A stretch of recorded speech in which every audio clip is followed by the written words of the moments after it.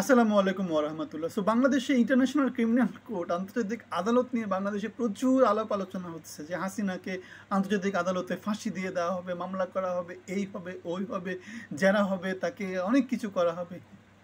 So এগুলো শুনলে বিশাল হাসি পায়। নিজের আদালতে কাজ করতে পারে না, নিজের আদালত বলতে বোঝাচ্ছে তার অপরাধের বিচার করতে পারে না, তাকে মানে ঠিকমতো একটা মামলা দিতে পারে না, তাকে আন্তর্জাতিক আদালতের ভয় দেখায়।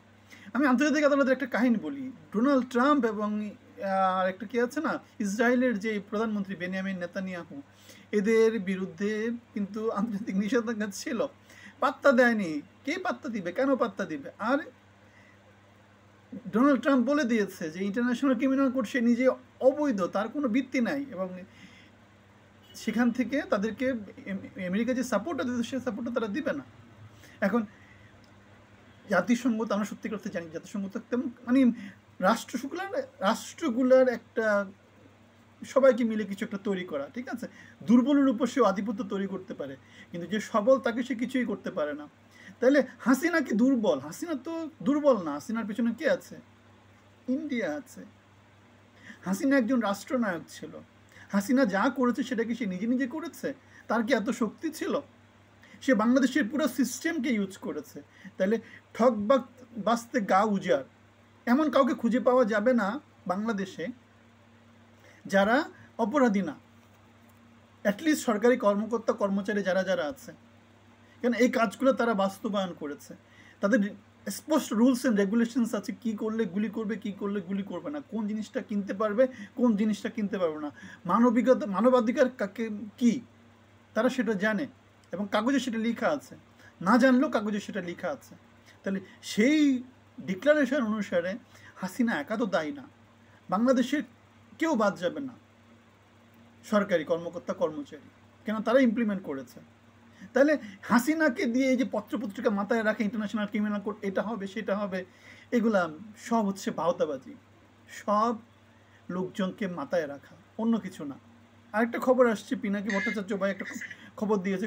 খবরটা হচ্ছে আমাদের ইউনুস সরকার নাকি এলন মাস্কের সাথে অনলাইনে একটা বৈঠক করেছে।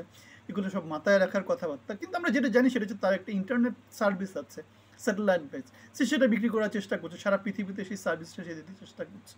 সে তার এখন 400 বিলিয়ন আছে, সে সেটাকে 600 বিলিয়ন বানাতে চায়। Profit maximisation. বাংলাদেশে আমি অনেকবার বলেছি কথাবার্তাগুলো, বাংলাদেশে গার্মেন্টস ছাড়া আর কিছু নাই।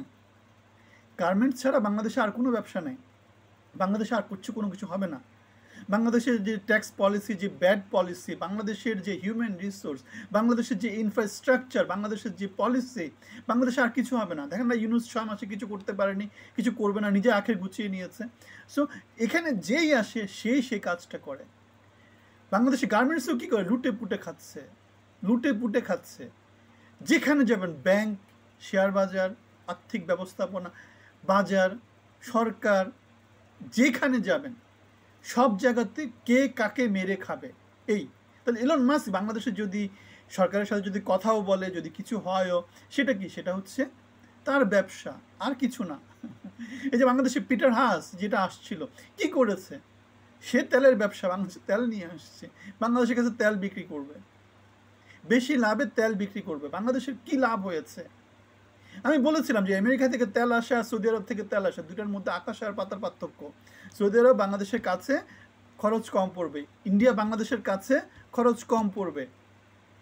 পাকিস্তান থেকে আনবে নাকি ইন্ডিয়া থেকে আনবে, কোনটা সোর্সিং ভালো? অবশ্যই ইন্ডিয়া ভালো। সৌদি আরব থেকে আনবে নাকি ওইদিকে আমেরিকা থেকে আনবে? অবশ্যই সৌদি আরব ভালো। সো এগুলো নিয়ে মানুষকে মাথায় রাখা, এগুলো নিয়ে আসল কাজে মনোযোগ না দেওয়া, এগুলোর সাথে জাতির সাথে প্রতারণা করা, এগুলোর সাথে শপথ ভঙ্গ করা, চুরিদারি, লুটপাট। সো সত্যিকার জিনিসপত্রগুলো জানতে হবে, বুঝতে হবে। যদি তা না করেন, সব সময় শুধু প্রতারিতই হবেন,